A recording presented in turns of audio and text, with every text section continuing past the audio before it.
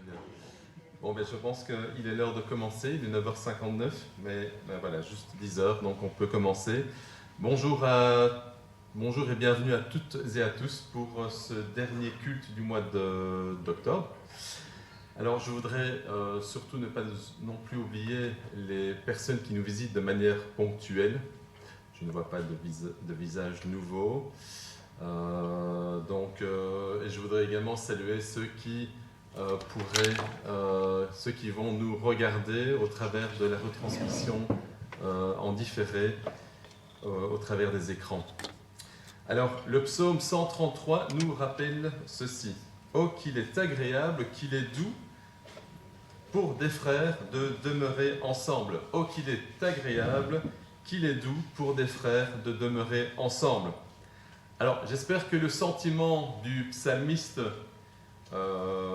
est partagé par chacun de vous ce matin et qui le sera tout au long de la journée, puisque pour l'Église aujourd'hui, c'est une journée un petit peu marathon, avec le culte ce matin, à 14h l'Assemblée Générale et 16h la réunion d'Église pour l'ASBL.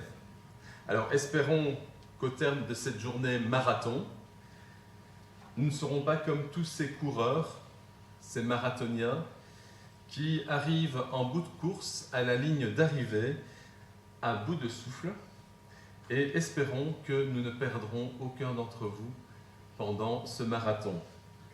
Alors, j'espère aussi que aujourd'hui nous serons dirigés pour le bien de l'Église. Et donc, avant de commencer le marathon, eh bien, il faut bien le démarrer. Alors, pour démarrer notre moment de culte ensemble, je vous invite à prier et je demanderai peut-être à Piotr s'il veut bien prier pour nous.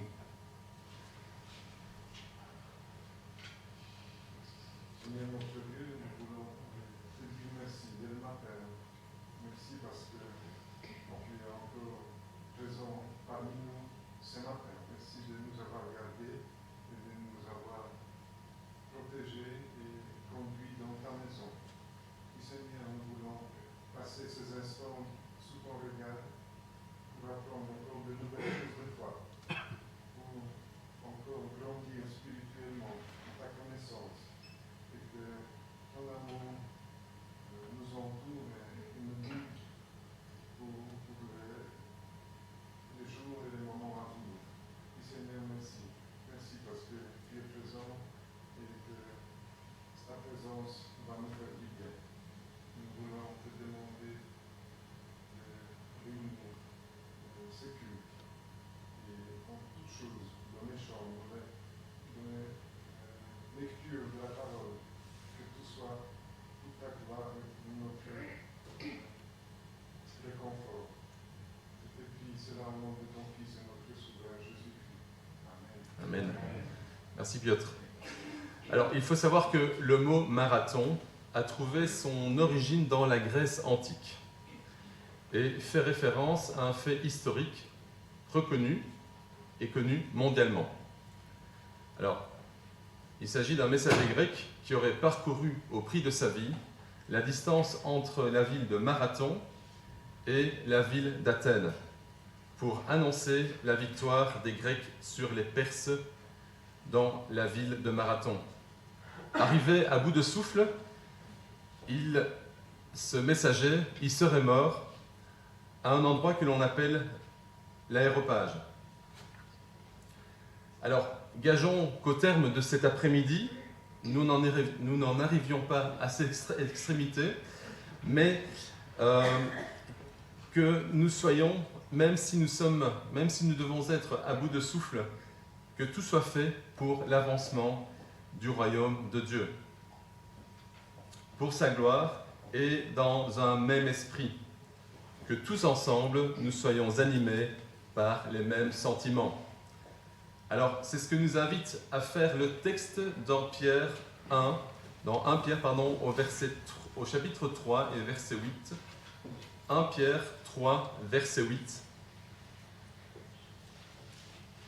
si vous voulez prendre vos Bibles, je vous laisse un petit peu de temps pour trouver la référence.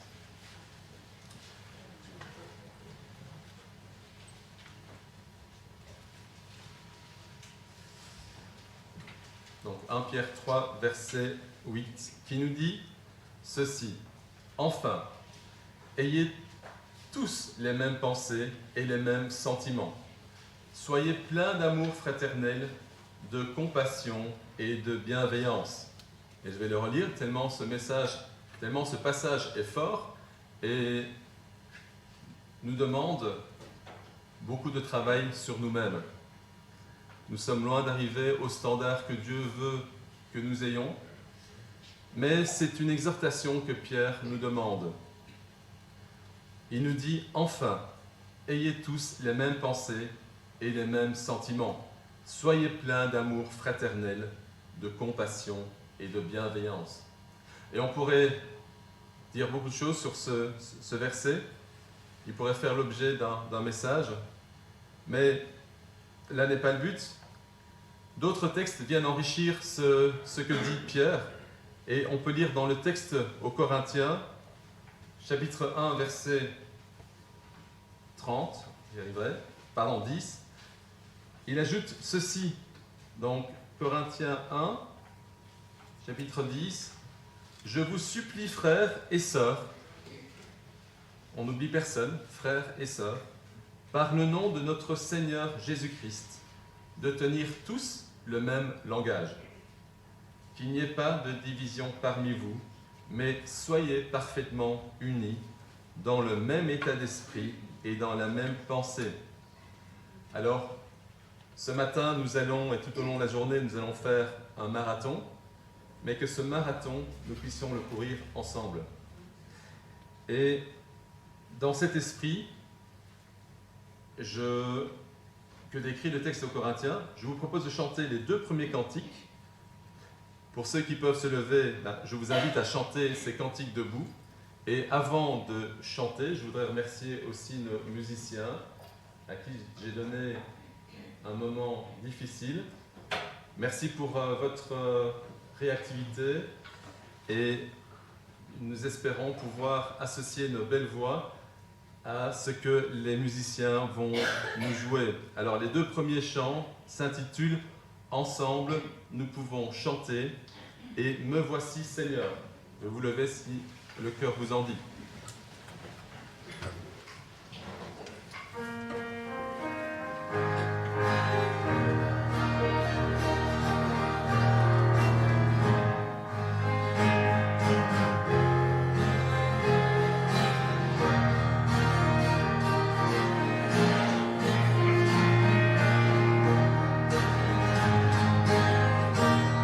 Ensemble, nous pouvons chanter.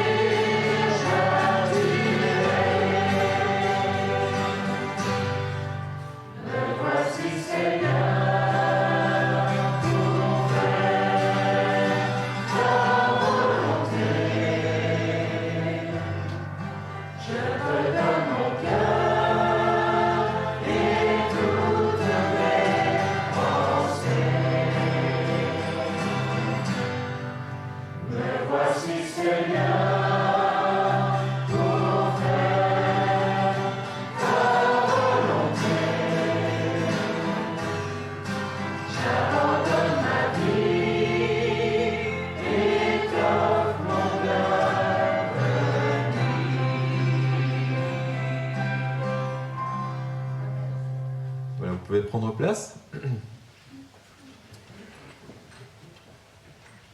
Alors, je dois quand même... On m'entend ? Oui. Je dois quand même préciser que Myriam, quand je lui parle du piano, elle me dit mais moi je ne fais qu'accompagner. Mais je trouve honnêtement que Edwige comme Myriam font beaucoup plus qu'accompagner. Honnêtement, merci beaucoup.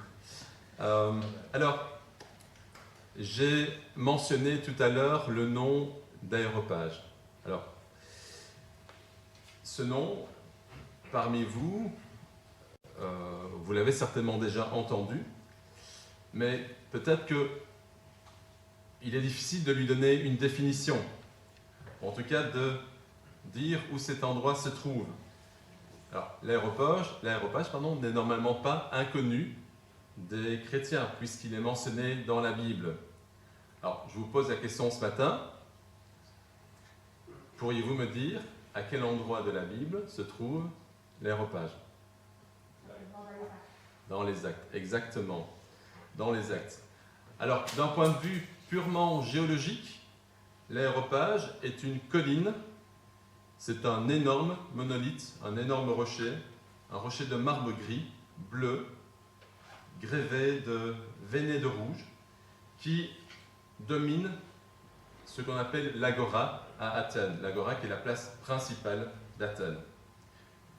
Et c'est là que ce messager, en fait, qui vient annoncer la victoire, bien, meurt.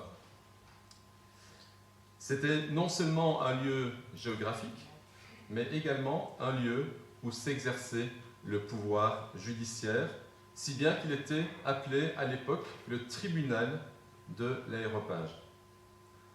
Un endroit synonyme de jugement, un endroit synonyme de vengeance inflexible de l'homme où le prix du sang était la sentence pour avoir commis un crime, avoir commis un acte criminel.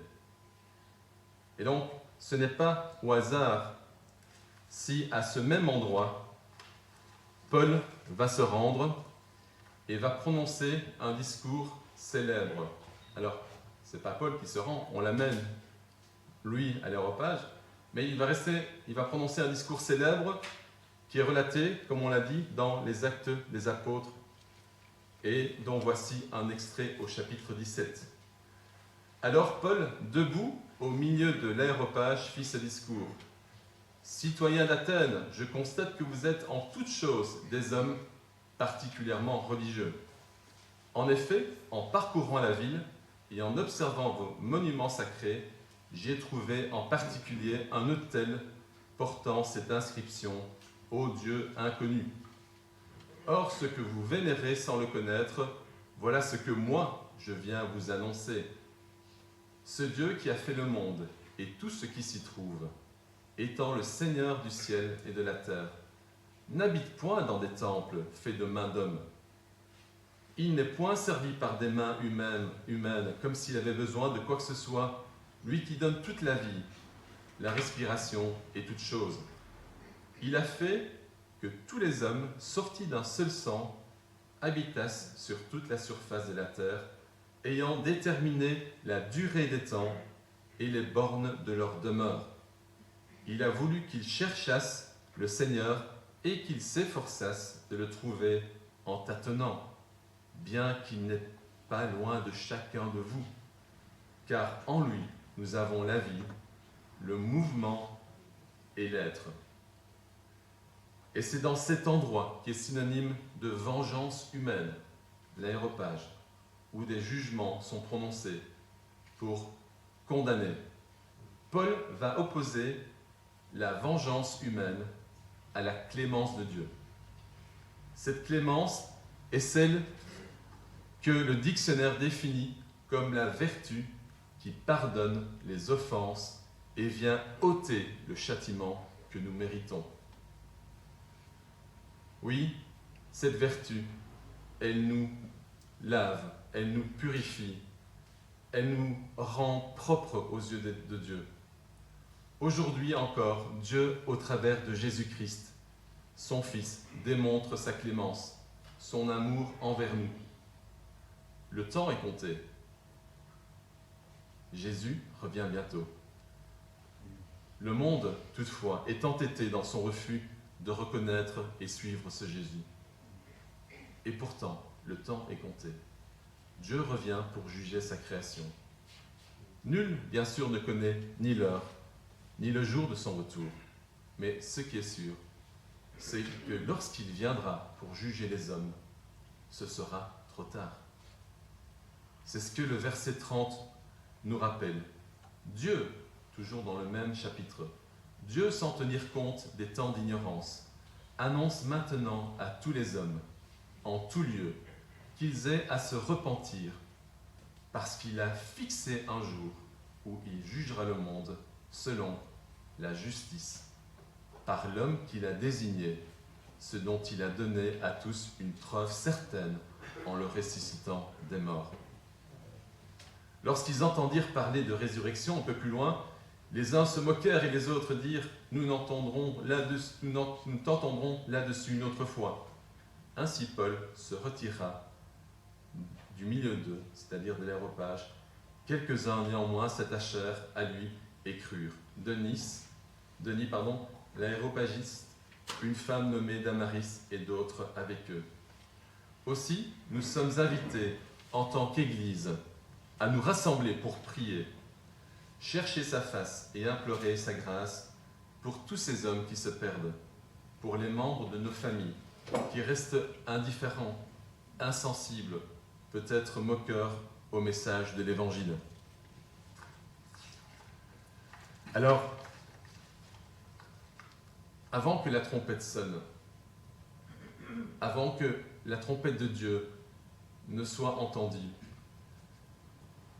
avant que la trompette de Dieu ne sonne la fin de la récréation, nous pouvons, nous aussi, intercéder pour ceux qui ont besoin de Christ. Et la récréation sera un jour finie. Le texte de 1 Thessaloniciens 4 nous le dit. Voici en effet ce que nous déclarons d'après la parole du Seigneur. Nous les vivants, restés pour l'avènement du Seigneur, nous ne devancerons pas ceux qui sont morts. Car le Seigneur lui-même, un signal donné, à la voix d'un archange et au son de la trompette, descendra du ciel. Et les morts en Christ ressusciteront premièrement.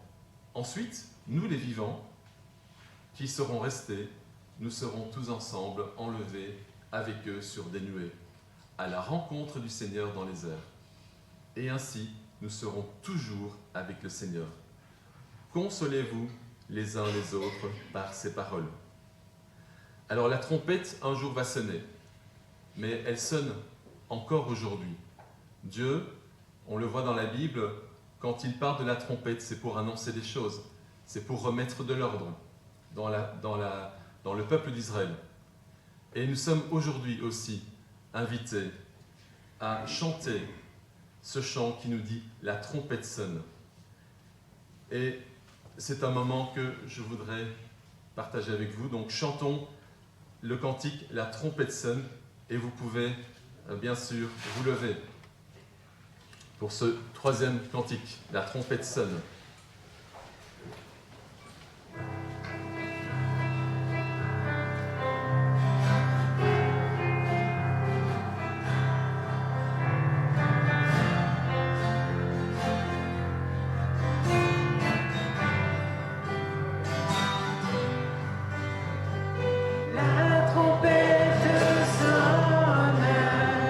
Sur notre pays, rassemblés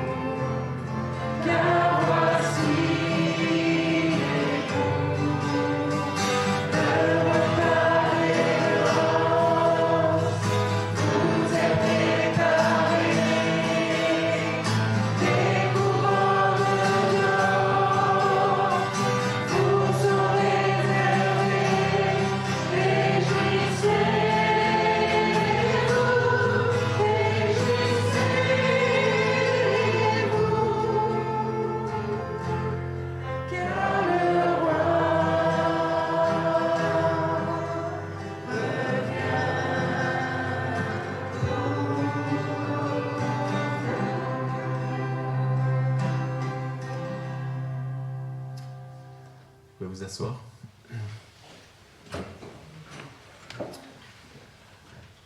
Alors, nous avons vu, nous avons chanté et nous avons lu surtout que Christ revient. Christ va établir son trône éternel. Christ va juger la terre. Nous pouvons être reconnaissants pour le fait que, malgré ce jugement qui est annoncé, Jésus, Dieu lui-même, a prévu le chemin pour que l'homme évite les conséquences terribles de son péché. Et c'est un sujet de reconnaissance que nous pouvons avoir ce matin pour l'amour que Dieu nous a donné, pour son sacrifice sur la croix, pour le fait que nous pouvons être aujourd'hui présents dans son Église, entre frères et sœurs, pour le louer, pour faire en sorte que son royaume soit avancé. Et je propose maintenant de passer un moment de louange, après quoi il y aura les annonces, et je terminerai ce moment de louange par la prière.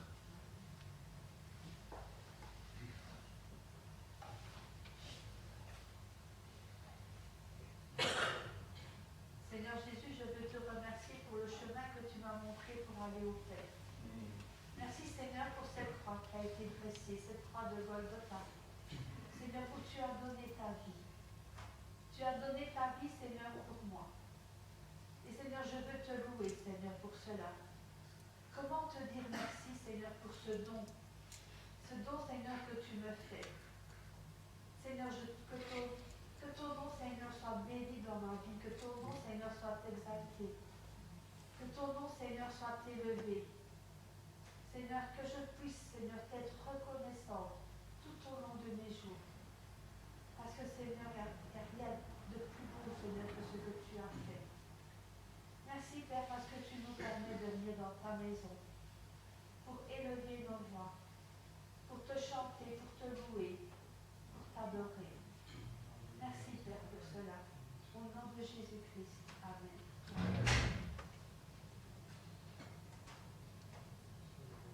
Seigneur Jésus, nous attendons que la trompette sonne. Nous nous réjouissons en l'attendant. Nous te remercions parce que ce ne sera pas pour ceux qui t'ont confessé, que ce ne sera pas pour la condamnation éternelle, mais que ce sera pour vivre dans ta présence. Seigneur, nous n'étions pas dignes d'être à ta table, d'être dans ta maison, mais tu as fait de nous des gens de ta maison. Merci Seigneur pour le prix que tu as payé. Merci pour la victoire que tu as remportée. Et merci pour la promesse que nous vivrons, puisque toi, tu es vivant. Accepte la reconnaissance de nos cœurs au nom de Jésus. Amen. Amen.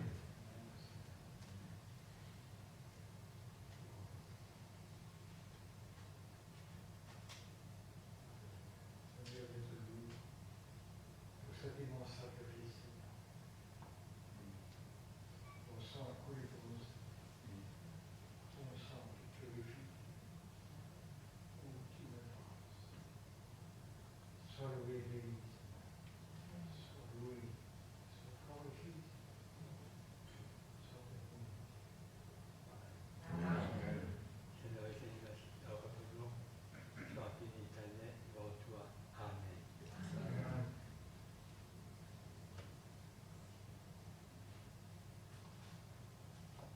Père, merci pour cette conviction profonde que tu places dans nos cœurs, des cœurs où tu habites par ton esprit. Il n'y a plus maintenant aucune condamnation pour ceux qui sont en Jésus-Christ. Nous pouvons donc regarder l'avenir avec assurance et savoir que d'une part, nous sommes accueillis devant toi parce que nous venons au nom du Seigneur Jésus, qui a tout payé pour notre réconciliation avec toi. Le châtiment de notre fait est tombé sur lui, et par ses meurtrissures, nous sommes guéris.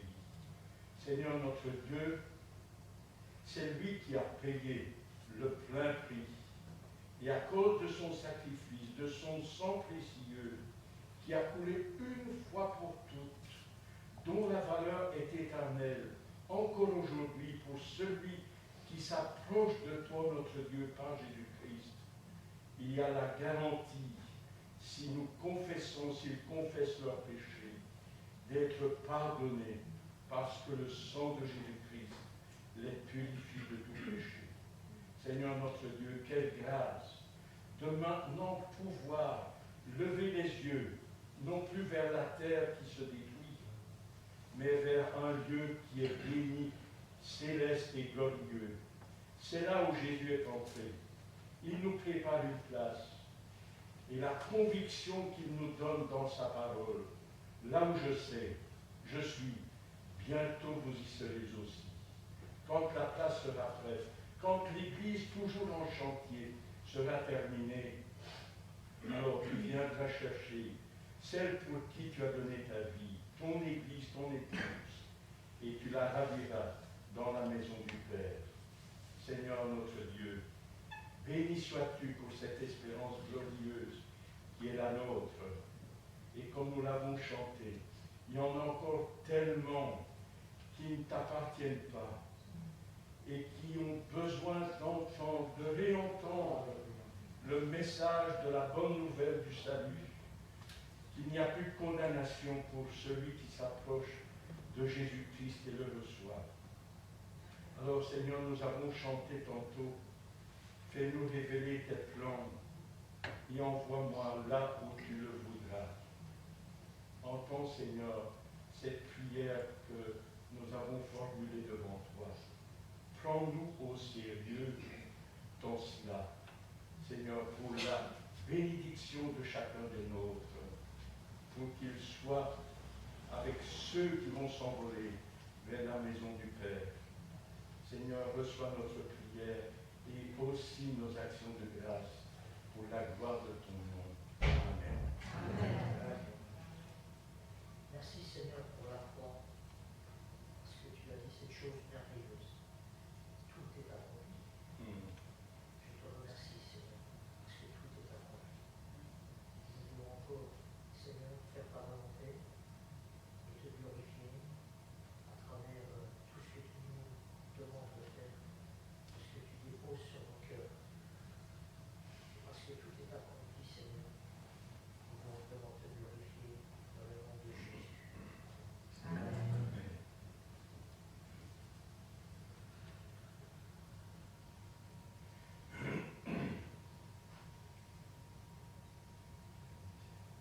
Oui Seigneur, merci encore pour ce matin, merci parce que nous pouvons nous rassembler en tant qu'Église. Merci pour l'unité, Seigneur, que toi tu crées, Père. Et nous savons, Seigneur, que cette unité, Seigneur, c'est toi qui l'as voulu. Merci pour travailler dans nos cœurs, merci pour façonner nos cœurs, afin, Seigneur, que nous puissions davantage te ressembler, davantage aimer nos frères et sœurs, notre prochain. Seul toi, Père, permet ce miracle dans nos vies. De par notre nature, nous sommes détestables, Père, mais toi, au travers du sang de Jésus-Christ, tu nous vois lavés, purifiés, une personne différente. Merci, Père, parce que tu as préparé depuis toute éternité le chemin vers le salut. Seigneur, merci parce que tu as daigné sacrifier ton Fils pour nous purifier, pour nous laver de nos péchés, pour nous pardonner.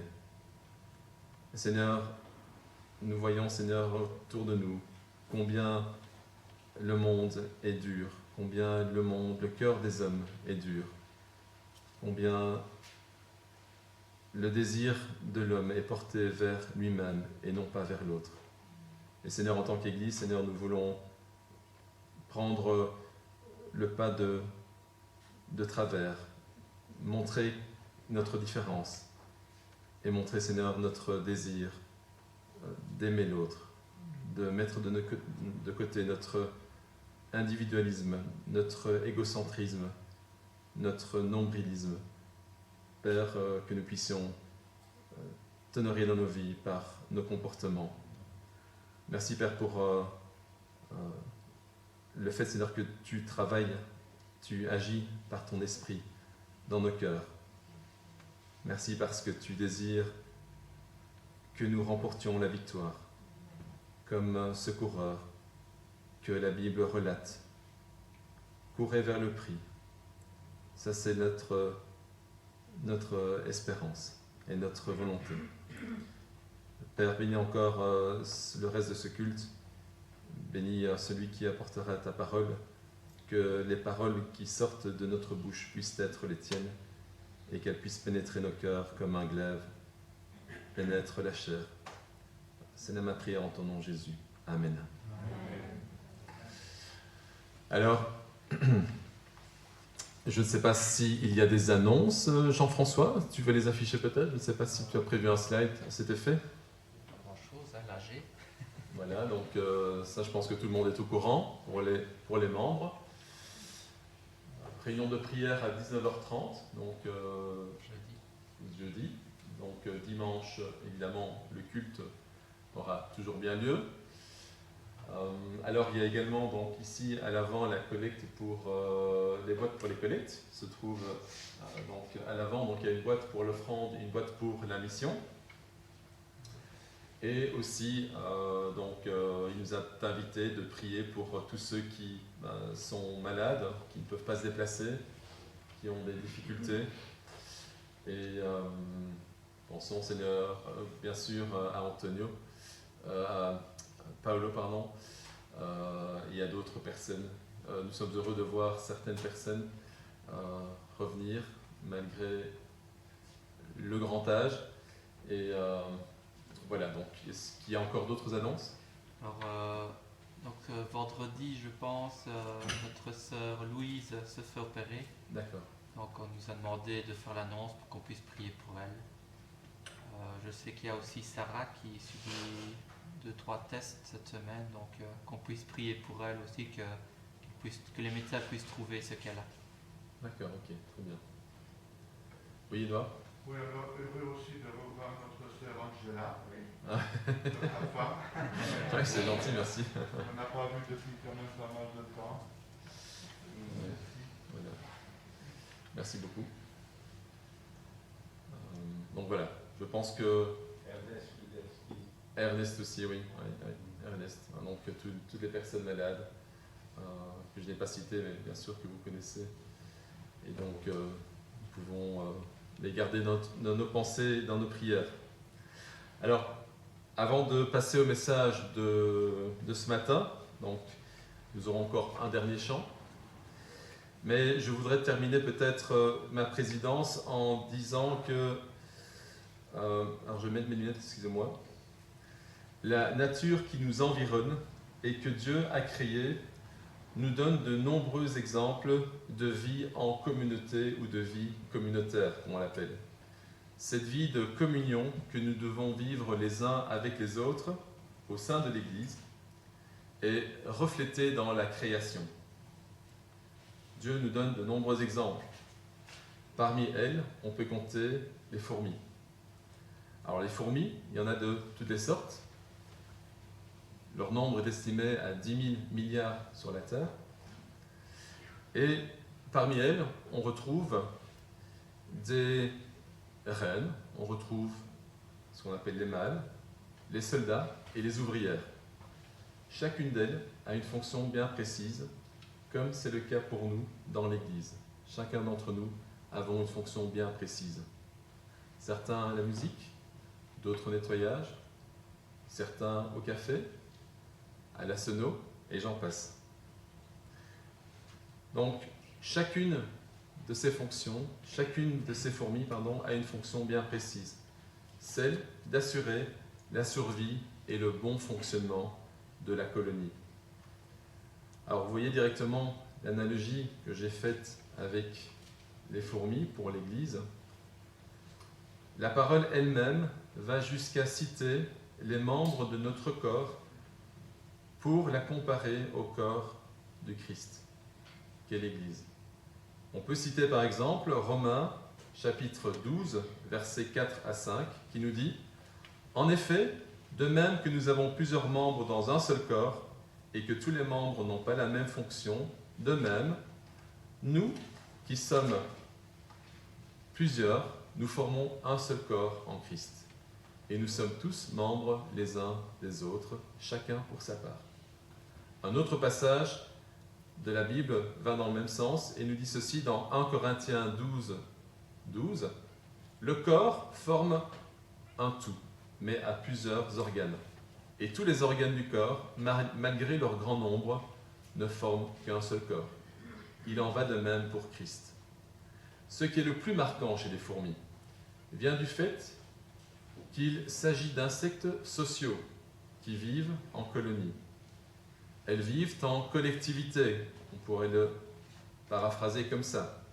Et même si leur comportement peut parfois s'apparenter au comportement humain, il y a bien un domaine qui diffère fondamentalement de celui des hommes, celui de l'individualisme. L'individualisme ou le nombrilisme ne compte pas chez la fourmi. Chez la fourmi, l'individu ne compte pas. N'importe quelle fourmi est prête à se sacrifier pour le bien de sa colonie. La colonie est en quelque sorte un super-organisme dont les fourmis ne sont que des cellules. Une fourmi isolée ne pourrait pas survivre et les problèmes qu'elle rencontre se résolvent bien plus facilement à plusieurs que tout seul. La fourmi vit avec les autres, par les autres et pour les autres. Et c'est ce que nous sommes appelés à faire en tant que chrétiens, de vivre avec les autres, par les autres et pour les autres. Mais pour maintenir cette unité, il y a un prix à payer, même pour les fourmis. En tant qu'Église et membres de l'Église, nous aussi, nous avons un prix à payer. Pour conserver l'unité, il s'agit de faire des efforts, en sachant que cette unité, c'est Dieu lui-même qui l'a décidée. Elle existe déjà, car c'est la volonté de Dieu. D'ailleurs, la Bible nous le relate. Elle nous dit en Éphésiens 4, verset 3, « Efforcez-vous de conserver l'unité qui donne l'esprit, dans la paix qui vous lie les uns aux autres. » Alors, de quels efforts parlons-nous? Eh bien, c'est ce que je vous propose de découvrir au travers du cantique suivant que nous allons chanter, et qui est une proposition de Daniel. Nous voulons vivre l'unité. Vous pouvez vous lever.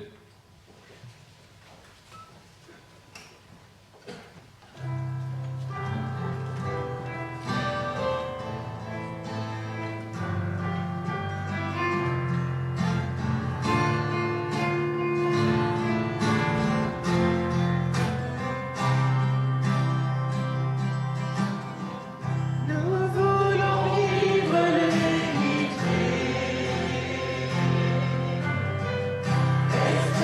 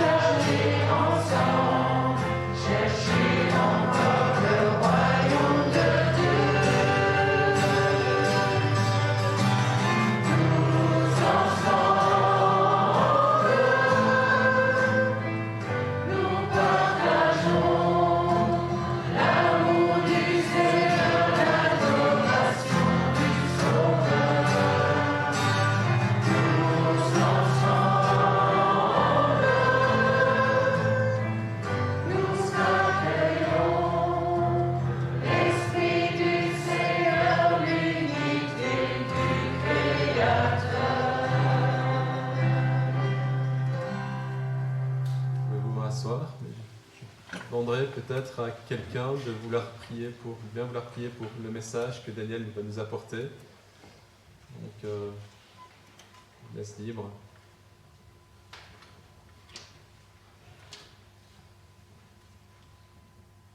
Seigneur, nous voulons te remercier parce que encore ce matin, nous pouvons vivre cette unité.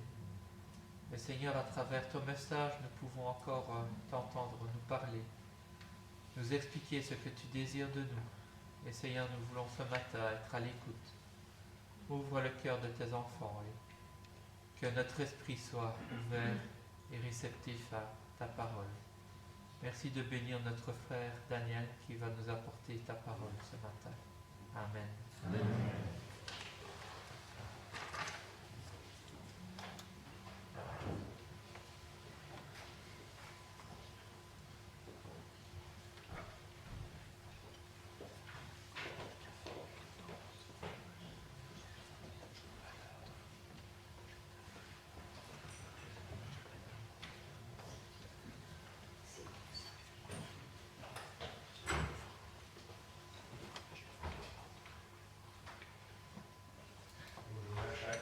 Chacune.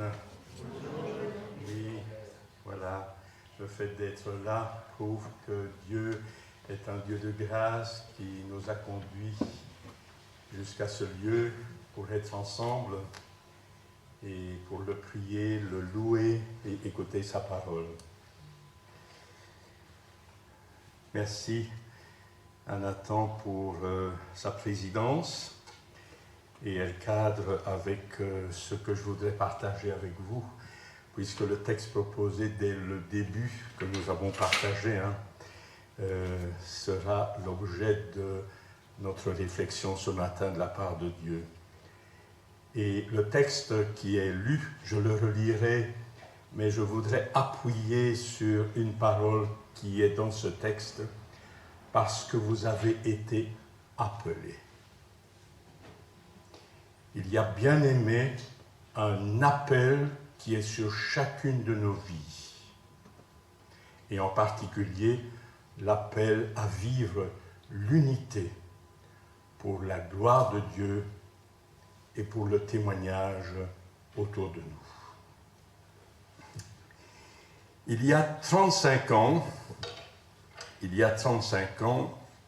j'aimais suivre l'Eurovision de la chanson. Je vous dis qu'aujourd'hui, j'en suis lassé et cela ne cadre plus avec l'aspect moral qui est le mien. Toujours est-il qu'à cette époque, je me souviens du stress qui était le mien, qui était provoqué par les appels téléphoniques de chaque pays participant et durant lequel une cote était donnée de 1 à 12, et ceux qui n'étaient pas cités, c'était la bulle, c'était le 0. Quoi. Et chaque point était ainsi additionné, et celui qui remportait la victoire, c'est celui qui avait le plus de points.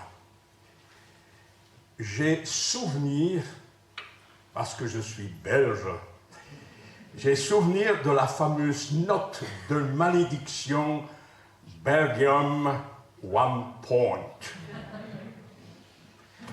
Et pour insister, on le retraduisait en français, Belgique 1 point. En 1986, ce 1 point était enfin balayé et tous les pays s'accordaient pour aimer la vie, qui était chantée par une petite liégeoise de 13 ans, Sandra Kim, qui gagnait l'Eurovision avec le titre « J'aime la vie ». Les 10 points, les 12 points pleuvaient sur la Belgique et j'en étais fier. Ce désir d'aimer la vie, ce désir de vivre ensemble, qui est un appel de Dieu sur notre vie à chacun pour rechercher sa présence avec d'autres bien-aimés qui ont reçu le même pardon, la même grâce, le même salut, ce désir d'aimer, de vivre, de choisir le bonheur qui se trouve en Christ, était alors à l'époque le témoignage du cœur de chaque pays, de chaque homme qui décidait de mettre 10 points pour la Belgique, qui chantait « J'aime la vie ». Depuis lors, en Belgique, ça a bien changé. On ne sait plus vivre ensemble. Comme c'est triste. Et ce désir de vivre était placé par Dieu lui-même, est placé encore aujourd'hui par Dieu lui-même dans le cœur de l'homme. Dieu place la pensée de l'éternité dans le cœur de l'homme. Et je vous invite à relire le texte de 1 Pierre, chapitre 3, que nous allons ensemble parcourir. 1 Pierre, chapitre 3, et au verset 8.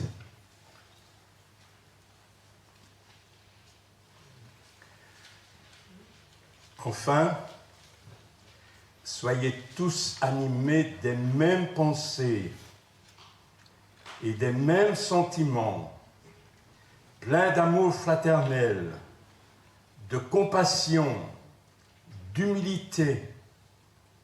Ne rendez pas mal pour mal ou injure pour injure. Bénissez au contraire, car c'est à cela que vous avez été appelés.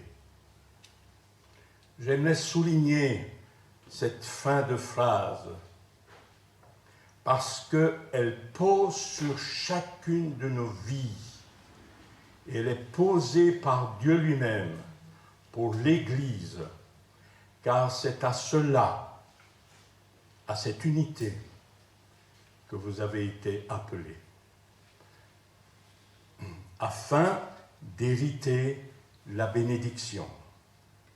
Et si le psaume 133 a été cité, Dieu dira qu'il est doux et agréable pour que des frères et sœurs habitent unis ensemble. Et il y a deux images qui sont rappelées dans ce psaume 133 et le dernier verset de dire « Car c'est là, dans l'unité du corps de Christ, que se trouve la bénédiction de Dieu. » Et je lis au verset 10, « Si quelqu'un en effet veut aimer la vie et voir des jours heureux, suivent alors toute une série d'exhortations qui commencent par la langue. Et nous reviendrons plus tard sur ce point de cette exhortation. Il est évident, enfin ça me paraît tellement évident, que tout le monde aime la vie et veut voir des jours heureux. Mais il y a ce « mais » qui vient rectifier ce désir. Attention à ce que vous faites, attention à vos pensées, attention à vos sentiments, de façon à préserver la bénédiction que Dieu en réserve. Cela paraît tellement évident et facile à dire. Mais quand survient la tempête, quand survient la souffrance, quand survient les troubles, alors, comme pour du temps de l'apôtre Pierre, dont nous avons lu quelques fragments dans son épître, il faut quitter la théorie, il faut quitter le simple fait de la lecture de la parole de Dieu, pour passer, comme Jacques le disait, mettez en pratique la parole de Dieu. Il faut quitter de façon à ce que, quittant mon ego, quittant le nombrilisme dont on a entendu plusieurs fois ces mots, que je puisse laisser enfin vivre Christ sa vie en moi, par moi et pour les autres. Et surtout, cela devient difficile quand, par amour pour Christ, il me pousse à aimer celui qui m'énerve dans l'Église, celui qui a un foutu caractère et pour qui Dieu me dit, tu dois le supporter parce que je l'ai placé dans ton chemin pour te former. Jésus lui-même donnait cette parole à ses disciples, un enseignement qu'il disait sur la montagne, dans Matthieu chapitre 5. Moi, dit Jésus, je vous dis, aimez vos ennemis, bénissez ceux qui vous maudissent, faites du bien à ceux qui vous haïssent et priez pour ceux qui vous maltraitent et vous persécutent. On a, bien aimé, déjà du mal à survivre entre nous. Mais quand je dois mettre cela en pratique, alors là, ça dépasse mes capacités. Et je m'attends à ce Dieu tout-puissant qui me rend capable d'être comme lui, afin que le monde soit témoin que Jésus-Christ vit en moi. Et l'apôtre Pierre, si nous poursuivions la lecture, et je vous encourage à lire cet épître, qui mentionne à plusieurs reprises, si j'ai bon souvenir, 6 fois, le mot bien, B-I-E-N, et il nous parlera que nous sommes invités à être zélés pour le bien, à nous supporter, à nous pardonner, à nous accueillir pour la gloire de Dieu. On va donc lire et relire ce beau texte de façon à nous en imprégner, et je vous propose de relire 1 Pierre chapitre 3 à partir du verset 8, et nous allons prolonger avec les conditions, avec ce mais qui rectifie le désir de Dieu pour que nous puissions être sages dans notre attitude et nos paroles.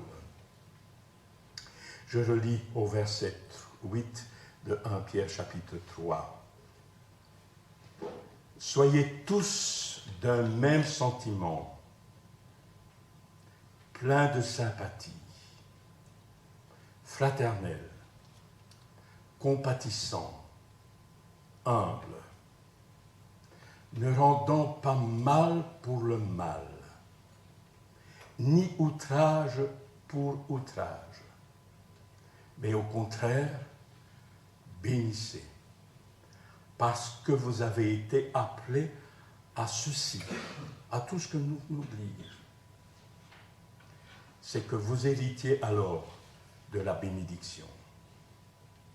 Car celui qui veut aimer la vie, comme je le disais au début de notre rencontre, et voir d'heureux jours, qu'il garde sa langue.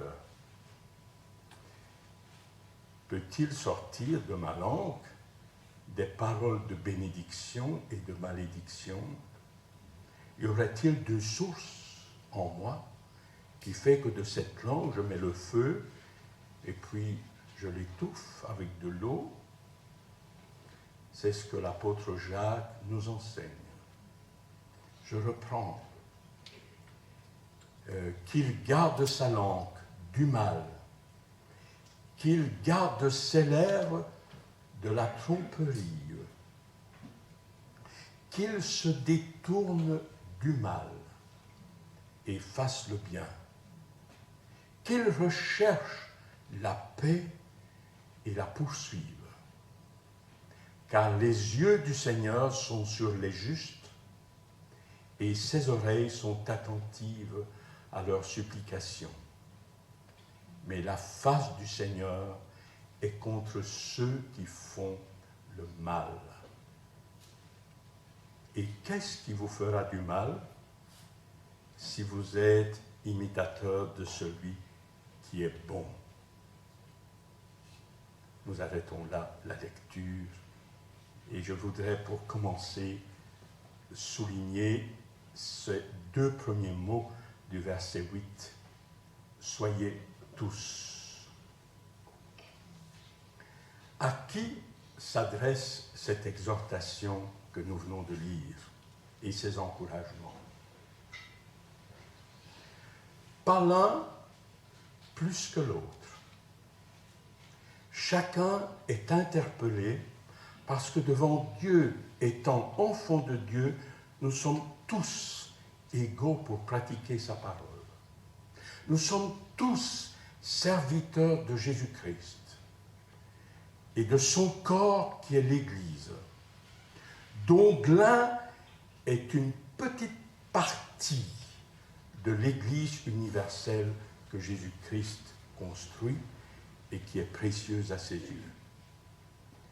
Ce qui est demandé à chacun est de vivre harmonieusement dans l'assemblée des enfants de Dieu, rassemblés autour de son Seigneur, autour de son chef, autour de celui qui est vivant, autour de celui dont la présence est manifestée lorsque nous vivons dans l'harmonie autour de lui.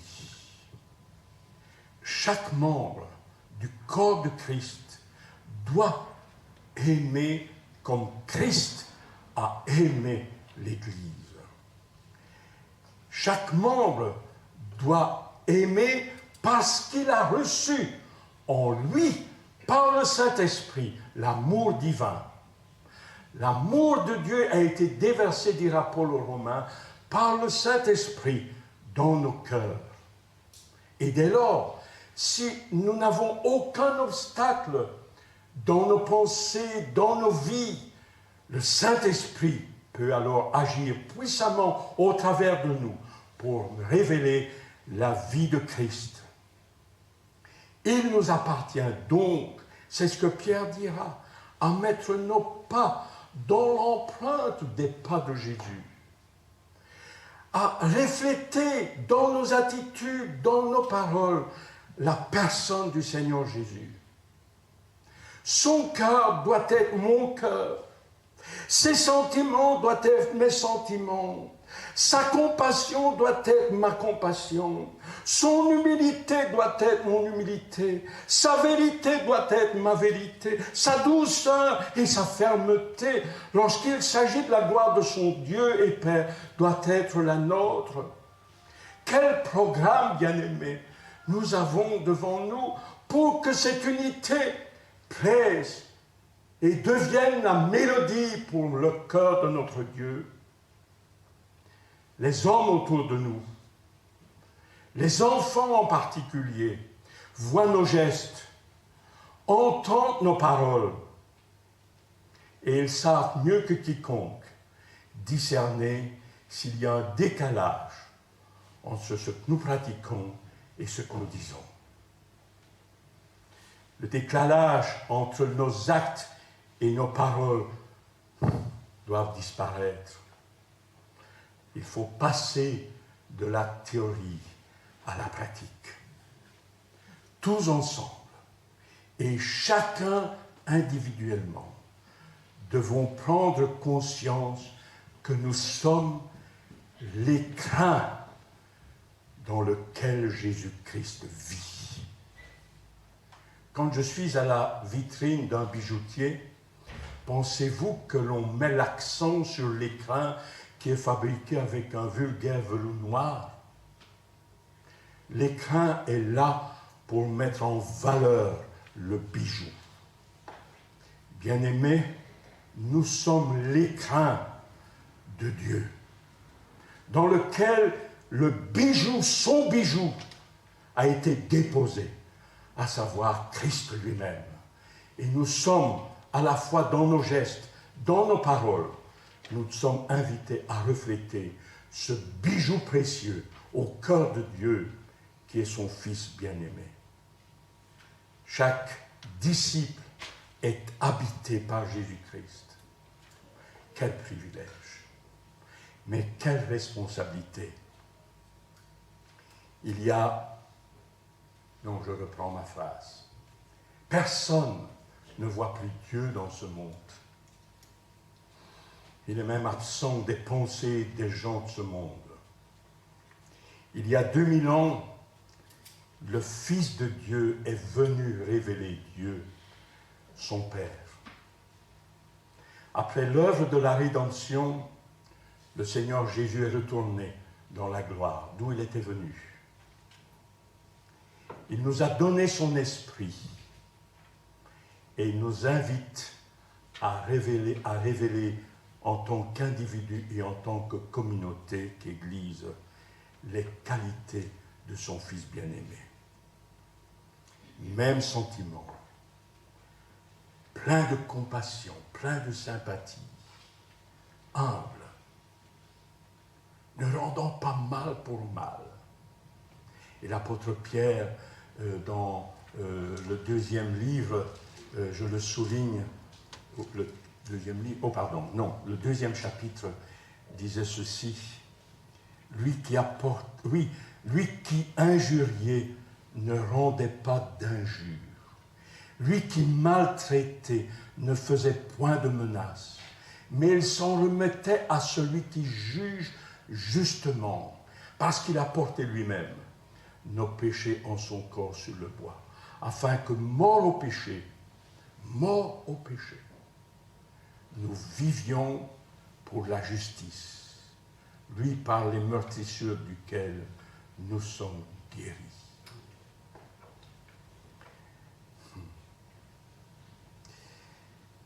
Nous sommes appelés à vivre cela.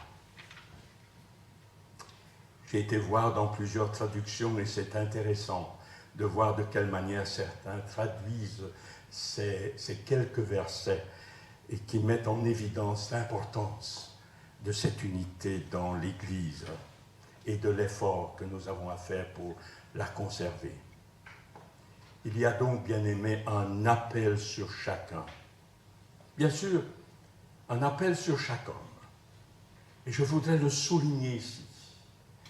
Premièrement, Dieu appelle tous les hommes, sans distinction, sans favoritisme, à venir à Jésus-Christ.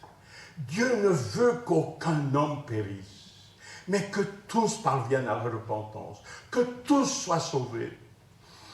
Tel est son projet, c'est son plan, c'est l'appel qu'il lance à tous ceux qui entendent sa voix. Et il dit, voilà, en Jésus-Christ, il ne mettra jamais dehors celui qui vient à lui. Il y a donc, bien-aimés, un appel à recevoir par la foi le Seigneur Jésus et recevoir par grâce le salut que Dieu nous offre, parce que tout a été accompli à la croix du Calvaire.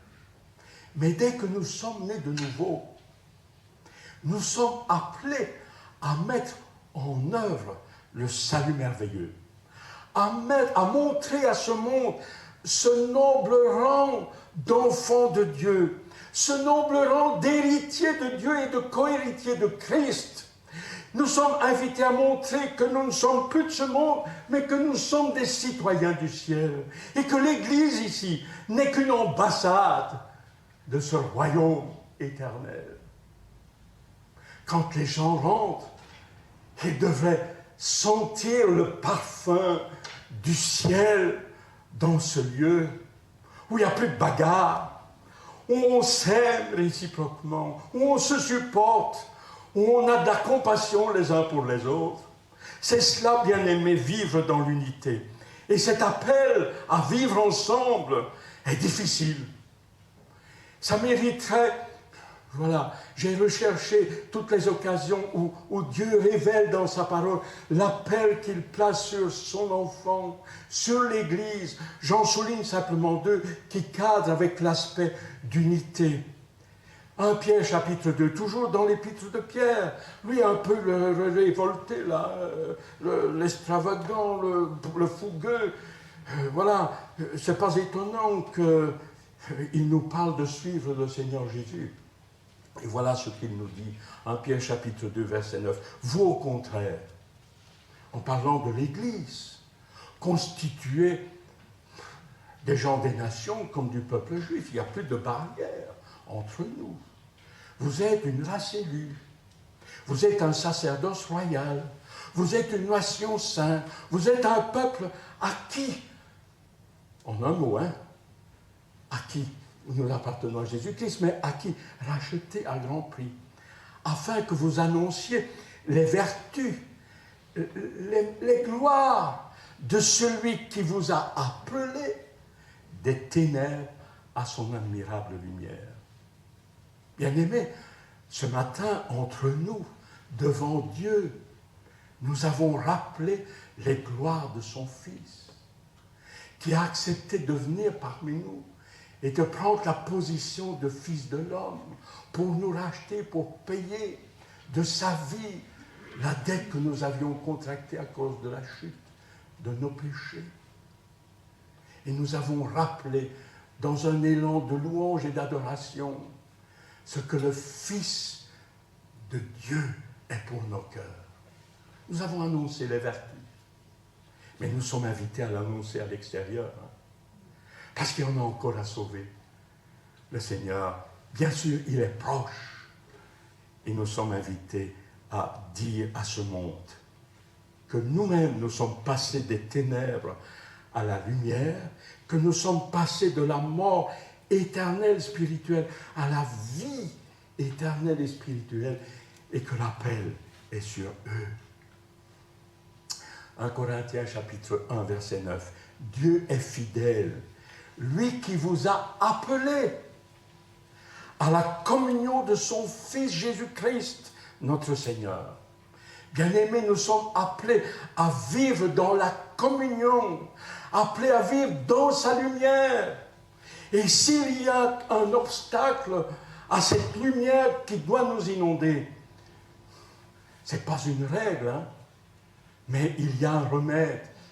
Si nous confessons nos péchés, Dieu est fidèle et juste pour nous ramener dans sa proximité, parce que Jésus-Christ a déjà tout payé à l'avance.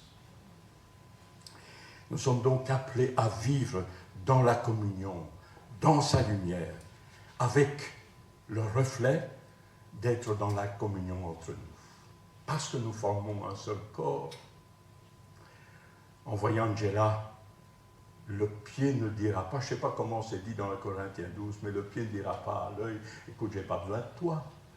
Voilà, on a besoin de chacun des membres dans le corps de Christ pour vivre la complémentarité des capacités, des dons que Dieu donne à chacun. Soyez tous. C'est les deux premiers mots que je viens de souligner. Soyez tous. Il n'y a pas d'exception. Ne vous sentez pas exclus de l'appel de Dieu. Tous. Et nous rentrons maintenant dans les quelques qualificatifs. Tous animés des mêmes pensées. L'apôtre Paul, écrivant aux Corinthiens, chapitre 10, 2 Corinthiens 10, verset 5, pour ceux qui notent, disait ceci, un texte parmi tant d'autres. Nous renversons les raisonnements et toute hauteur qui s'élève contre la connaissance de Dieu. Et nous amenons toute pensée captive à l'obéissance de Jésus-Christ. Les raisonnements émanent de la raison humaine. Et Paul compare les raisonnements humains à des hautes tours, les compare à des hautes forteresses que l'homme, dans son égoïsme, a difficile à abattre. Il est tellement orgueilleux que même devant Dieu, il ose lever le poing pour lui dire « c'est moi qui ai raison ». Alors que Dieu dit « tu penses être sage et tu es devenu fou, tu es devenu un insensé, Tel est le monde dans lequel nous vivons. La pensée, bien-aimée, est quelque chose qu'on a arrêté dans son esprit. Un conseil, une idée, une opinion. Et Paul déclare que l'évangile de Jésus-Christ peut détruire ces hauteurs, ces forteresses, pour rendre nos pensées captives. Aujourd'hui, on parle beaucoup de liberté. Mais moi, ce matin, je voudrais vous parler d'esclavage. On est bien aimé quand on passe de l'esclavage de Satan, avec ses raisonnements contre Dieu, nous passons à l'affranchissement de Jésus-Christ et esclaves de la vérité, esclaves de Jésus-Christ, pour le suivre. Il y a le téléphone qui sonne.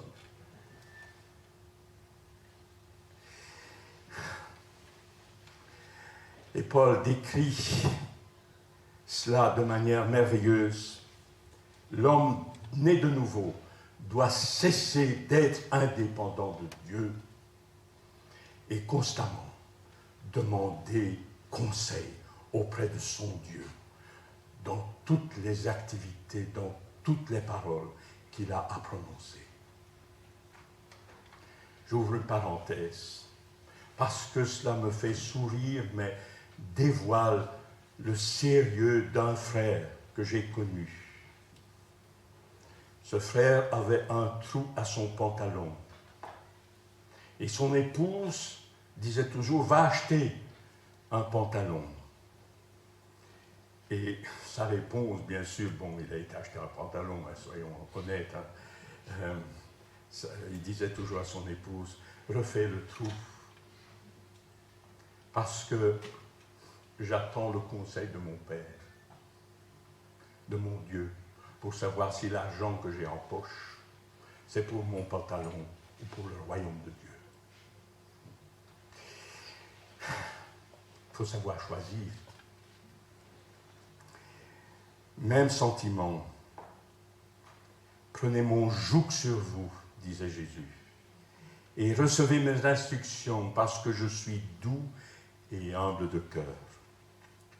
Et si nous avions le temps de lire Philippiens chapitre 2, c'est bien de ces sentiments dont nous sommes invités à manifester quand Paul, écrivant à l'église de Philippe, dit « Ayez en vous les sentiments qui étaient en Jésus-Christ, lequel, existant en forme de Dieu, n'a point regardé comme une proie arrachée son égalité d'avec Dieu, mais s'est dépouillé.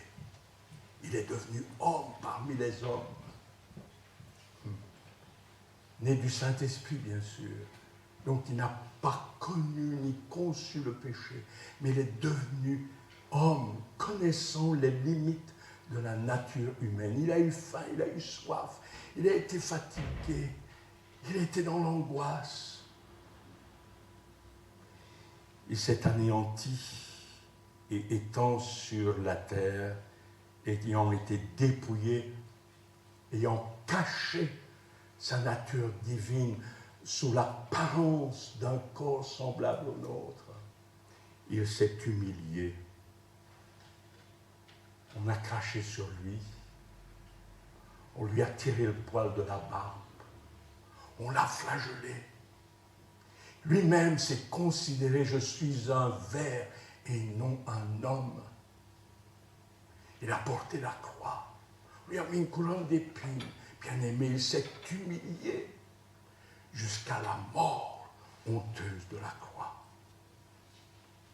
Ayez en vous les mêmes sentiments, non pas en sacrifice de mort, parce que ça, seul le Seigneur Jésus l'a accompli pour nos péchés, mais en sacrifice de vie pour lui, pour le corps qui est l'Église. Et si on manque d'humilité entre nous, cela amène fatalement à me mettre supérieur aux autres, qui est le contraire de Philippiens chapitre 2 que je viens de souligner. Considérez mon frère plus excellent. Que de fois, je veux avoir raison dans une discussion, dans un dialogue, et je veux avoir le dernier mot,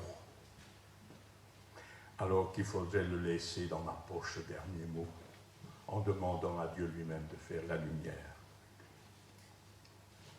Alors, si les pensées de Christ, si ces sentiments sont pratiqués par chacun de nous, bien sûr, quand nous allons nous retrouver ensemble, nous allons fatalement les pratiquer, puisque c'est devenu notre nature. Et dès lors, nous serons conduits à être pleins de sympathie, pleins d'amour fraternel, pleins de compassion, étant humbles.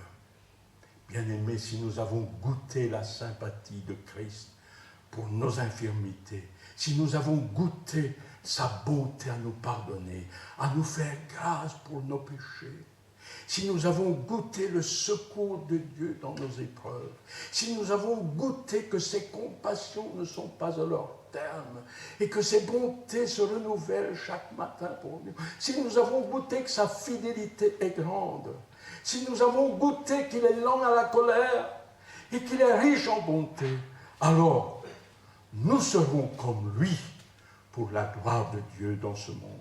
Et nous serons porteurs de sa bénédiction. En suivant son exemple, l'apôtre Paul dira ceci, comme des élus bien-aimés, saints et bien-aimés, pleins d'affection miséricordieux, revêtez-vous de bonté, d'humilité, de douceur, de patience. Un tel amour fraternel, bien-aimé, me pousse à agir comme Jésus-Christ. J'ai oublié chez moi, j'avais préparé, mais je vous dis ce que j'avais préparé. Hein. C'est un anneau qu'on utilise pour pendre les rideaux, un anneau, avec tout un ensemble de ficelles, de cordes attachées à cet anneau. Et ces ficelles, avec à l'extrémité une boule qui est moi. Moi, je suis cette boule attachée à Jésus-Christ. Comment puis-je supporter la boule qui est à 1 mètre de moi et supporter celle qui est plus loin? Sinon que je prends ces boules, que je les fais glisser sur la ficelle, et plus je vais me rapprocher du centre qui est Jésus-Christ, et plus mon amour pour les frères sera grand.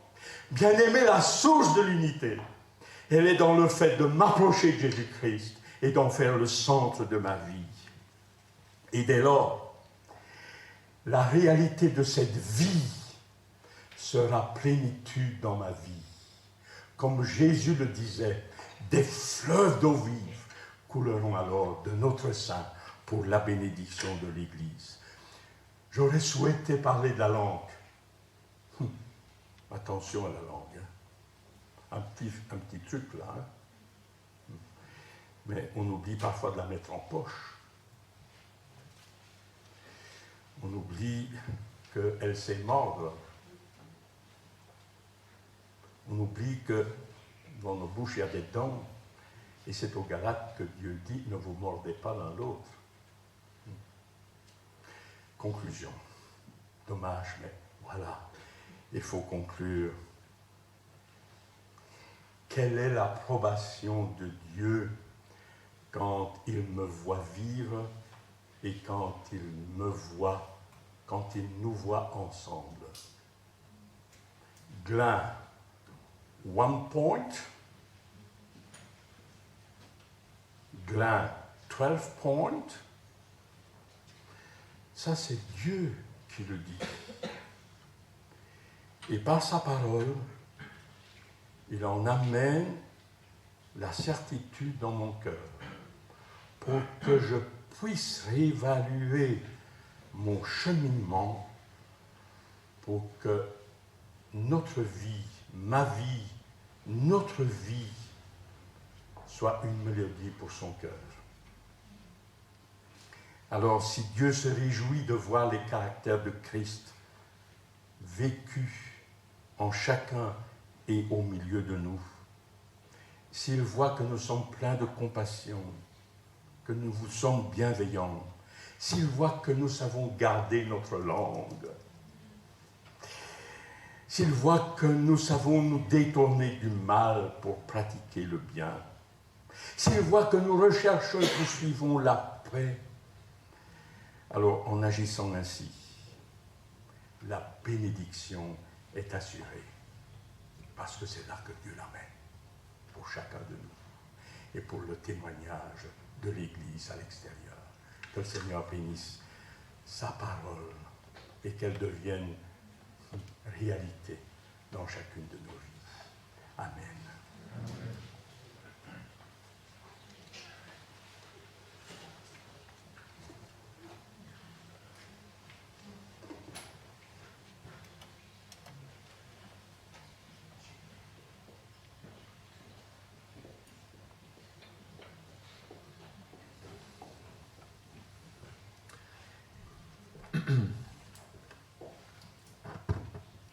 Merci Daniel pour ce message que personnellement je réécouterai en boucle, tellement il est interpellant pour chacun d'entre nous.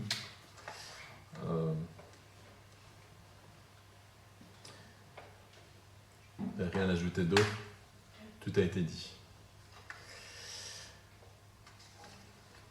Alors avant de terminer ce culte, je voudrais vous laisser les quelques versets suivants avant que nous chantions notre dernier cantique qui est aussi dans le prolongement de ce qui aura été dit ce matin, qui s'intitule « Béni soit le lien ». Et le texte que je prends pour terminer ce culte, où les deux textes se retrouvent l'un dans Hébreu, l'autre dans Romains. Le premier dit « Veillons les uns sur les autres pour nous inciter à l'amour et à de belles œuvres. N'abandonnons pas notre assemblée comme certains en ont l'habitude, mais encourageons-nous mutuellement. Faites cela d'autant plus que vous voyez s'approcher le jour. » Le dernier verset, avant de chanter, est un message de réconfort, d'espérance, l'incitation à persévérer. Que le Dieu de la persévérance et du réconfort vous donne de vivre en plein accord les uns avec les autres, comme le veut Jésus-Christ. Voilà, bon dimanche à tous et à ceux qui nous quittent surtout. Et je dis à tout à l'heure à ceux que je retrouve pour l'après-midi. Voilà, vous pouvez vous lever pour le dernier cantique et chanter le chant « Béni soit le lien ».